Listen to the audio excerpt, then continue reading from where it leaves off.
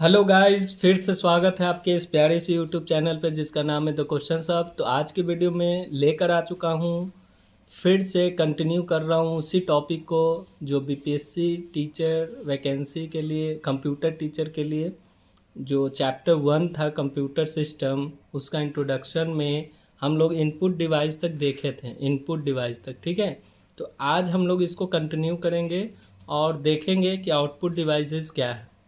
तो यहाँ पे आप देख सकते हैं फिगर 1.3 में आउटपुट डिवाइसेस, मतलब डिस्प्ले मॉनिटर है, स्पीकर्स है ना, प्रिंटर है, 3D printer, this all are output devices. यहाँ पे देखो, the device that receives data from a computer system for display, physical production etcetera is called output device. It convert digital information into human understandable form. For example, monitor, projector, headphone, speaker, printer, etc. मतलब जितने भी devices जो हमको output देता है ना, वो सभी का सभी डिवाइस आउटपुट डिवाइसेस के नाम से जानते हैं, है ना। तो इसका डेफिनेशन क्या हो सकता है? द डिवाइस, देखो द डिवाइस, है ना, that receive data from computer system for display, physical production etc. is called output device। ठीक है, तो ये क्या करता है? इट कन्वर्ट डिजिटल इन्फॉर्मेशन, कोई भी इंफॉर्मेशन सिस्टम में हम लोग इनपुट देते हैं वो डिजिटली जाता है और ह्यूमन इंसान उसको समझ सके उस फॉर्मेट में वो कन्वर्ट करके देता है। ठीक है, तो कुछ एग्जाम्पल आपने देखा, यहाँ पे पिक्चर भी दिया हुआ है, ये सब कुछ एग्जाम्पल्स है हमारा आउटपुट डिवाइसेस का।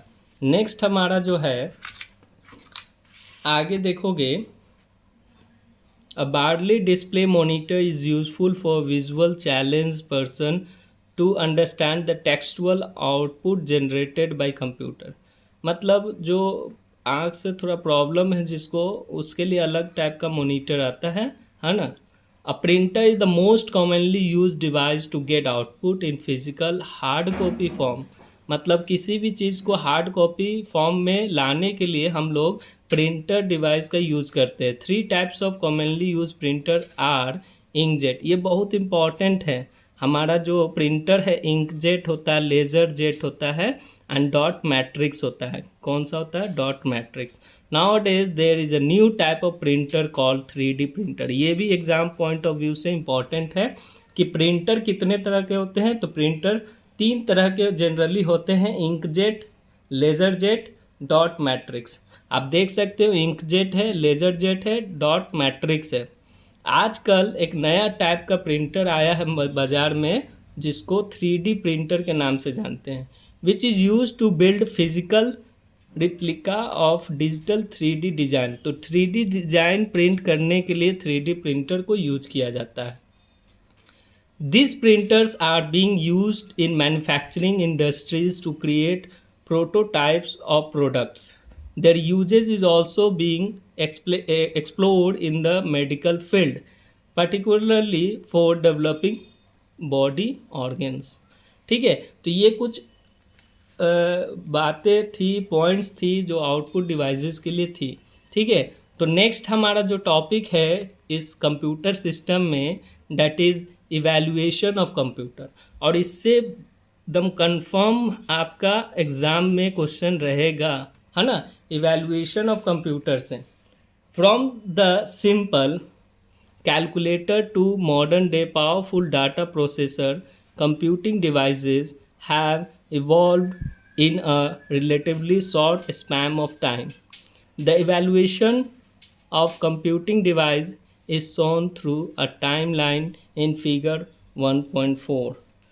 ठीक है, तो ये देखो 1.4 में पिक्चर्स को दिखाया गया है और यहाँ पे आप बोल सकते हैं कि देखो 500 BC में आपका एबेकस था, 1643 में पैस्कलाइन था, 1834 में एनालिटिक इंजन आया, 1890 में टेबुलेटिंग मशीन आया, 1937 में टर्निंग मशीन था, फिर 1945 में ईडी वैक और ENIAC बोलते हैं, है ना।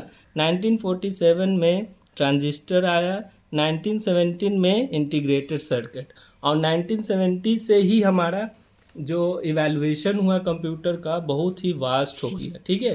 तो ये आप अच्छे से इस चीज़ को देख सकते हैं, ठीक है। इसके बाद यहाँ पे आप देख सकते हैं the von Neumann architecture is shown in the figure, है ना। तो ये पिक्चर को आप ध्यान से देखोगे, यहाँ पे इनपुट हो रहा है CPU central processing unit, memory से एक्सचेंज कर रहा है डाटा, और आउटपुट हमको दे रहा है प्रोसेस करके, ठीक है।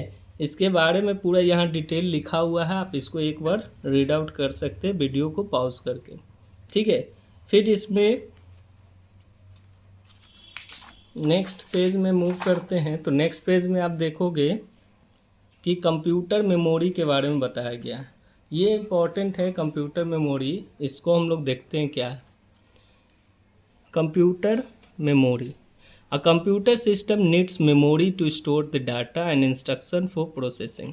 तो हर कंप्यूटर को मेमोरी की आवश्यकता होती है डाटा को स्टोर करने के लिए और इंस्ट्रक्शन को, किस लिए, प्रोसेसिंग के लिए। Whenever we talk about the memory of a computer system, we usually talk about the main और primary memory.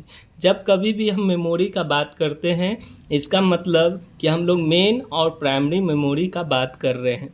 The secondary memory is also called storage device. तो सेकेंडरी मेमोरी को हम लोग स्टोरेज डिवाइस के नाम से भी जानते हैं, ठीक है। Is use to store data, instruction and results permanently for future use. तो फ्यूचर यूज के लिए हम लोग सेकेंडरी मेमोरी का यूज करते हैं, दैट इज़ स्टोरेज डिवाइस का यूज करते हैं। यहाँ पे कुछ यूनिट्स है मेमोरी का, उसको देखते हैं। A computer system uses binary number to store and process data. तो कोई भी कंप्यूटर सिस्टम है वो बाइनरी नंबर को समझता है। बाइनरी नंबर में जो डिजिट्स आते हैं वो 0 और 1 आते हैं, मतलब दो ही बाइनरी डिजिट्स है, एक 0 और दूसरा 1 है। Which are the basic unit of memory are called bits. इसको क्या बोलते हैं, बिट्स बोलते हैं, ठीक है। Further this bits are group together to form word. A 4-bit word is called a nibble, है ना। तो यहाँ पे याद रखना कि 4 बिट्स जो होते हैं मिलकर क्या बनते हैं, एक निबल बनते हैं, ठीक है ना। तो याद रखना कि जो हमारा बाइनरी डिजिट्स है वो 0 1 है, उसको हम लोग बिट्स के नाम से भी जानते हैं। तो 4 बिट्स मिलकर एक निबल बनाता है। एग्जाम्पल में दे सकते हो 1001 1010 0010 etcetera, this all are nibble. The 2 nibble words that is 8 bit. तो एक निबल में 4 बिट होते हैं, तो 2 निबल में 8 बिट होंगे, है ना। उसको हम लोग क्या बोलते हैं, देखो 8 बिट को हम लोग बाइट बोलते हैं। क्या बोलते हैं, बाइट बोलते हैं। इसका कुछ एग्जाम्पल यहाँ पे दिया हुआ है 0 1 0 0 0 1 1 0, ठीक है।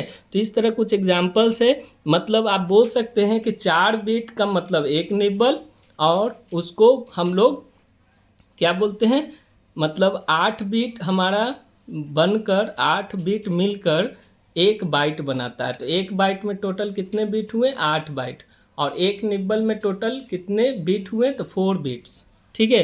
तो ये बहुत इंपॉर्टेंट बात है, इसको याद रखना।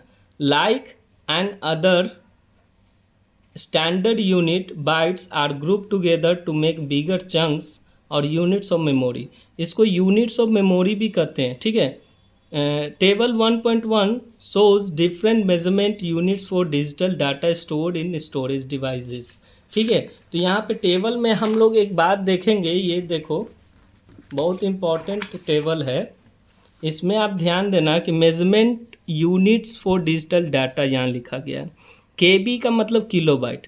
1 किलोबाइट में 1024 बाइट होता है, बाइट्स।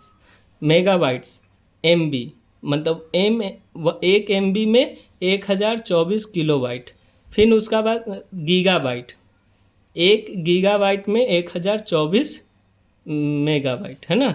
इसी तरह TB है टेराबाइट, PB है पेटाबाइट, EB है एक्साबाइट, ZB है जेटाबाइट, YB है योटाबाइट, ठीक है। और ये सब का सब 1024, मतलब 1024 बाइट्स मिलकर केबी बनता है। 1024 केबी मिलकर 1 MB बनता है।